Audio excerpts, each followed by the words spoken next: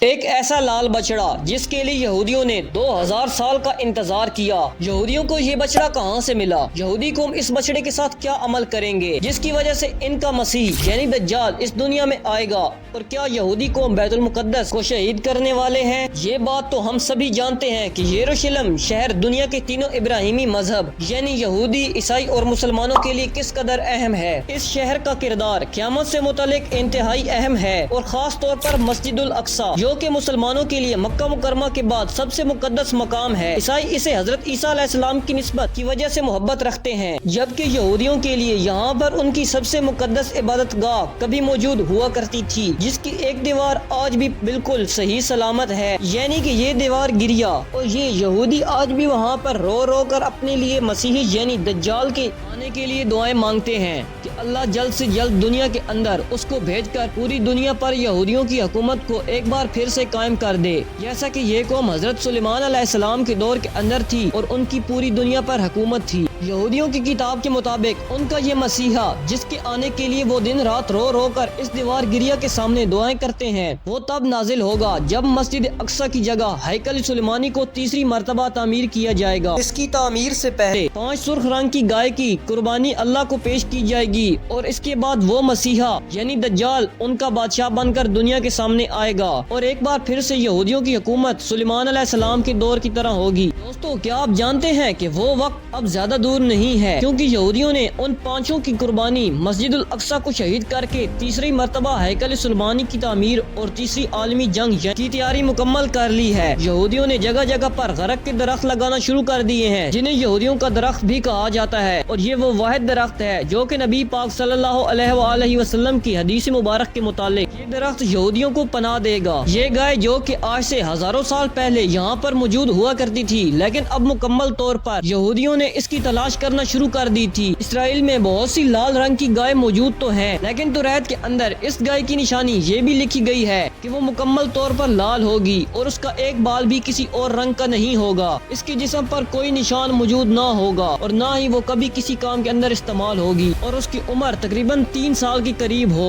اسرائیل میں اس وقت کئی ایسی گائے موجود تو ہیں جو کہ پیدائشی طور پر مکمل لال ہوا کرتی ہیں، لیکن وقت گزرنے کے ساتھ ساتھ ان کے رنگ بدل جاتے ہیں، جنہیں قربانی کے لیے پیش نہیں کیا جا سکتا۔ اور آخر 2022 کے اندر ان 5 لال بچڑوں کو ڈھونڈ کر 16 ستمبر کو اسرائیل لایا گیا اور اسے ایک نامعلوم جگہ پر رکھا گیا ہے۔ ان لوگوں کا کہنا ہے کہ یہ گائے بالکل پرفیکٹ ہے، ان بچڑوں کا ایک بال بھی کسی اور رنگ کا نہیں ہے اور نہ ہی یہ کبھی کسی کام میں استعمال ہوئی ہیں، اور ان کی عمریں 2 سال کی ہیں۔ قربانی کی تیاری زیتون کے پہاڑ پر رکھی گئی ہے اور یہ وہ جگہ ہے جہاں سے مسجد الاقصی کا نظارہ بالکل سامنے نظر آتا ہے، اور اس پہاڑ پر جگہ جگہ غرقت کے درخت لگائے گئے ہیں، کیونکہ یہودی اس بات کو جانتے ہیں کہ یہودیوں کی انجیل اور عیسائیوں کی تورات اور مسلمانوں کی صحیح احادیث کے مطابق ایک بڑی عالمی جنگ کی طرف اشارہ دیا گیا ہے، جو کہ حق و باطل کی آخری جنگ ہوگی، اور اس جنگ کو جنگ ہرمجدون کہا جاتا ہے، اور یہ جنگ اتنی بھیانک ہوگی کہ کسی شخص کے اگر 100 بیٹے ہیں اس میں سے 99 مارے جائیں گے اور صرف ایک بچے گا۔ اس جنگ مسلمان ایک طرف ہوں گے اور دوسری طرف یہودی، عیسائی اور منافق مسلمان ہوں گے، اور یہ جنگ مسلمان اللہ کی مدد سے جیت جائیں گے، اور جب یہودی مسلمانوں سے شکست کھا کر بھاگیں گے تو وہ غرقت کے درخت کے پیچھے چھپ جائیں گے، اور اس درخت کے علاوہ کوئی بھی یہودیوں کو پناہ نہیں دے گا۔ تو ناظرین، یہ تھی ہماری آج کی ویڈیو۔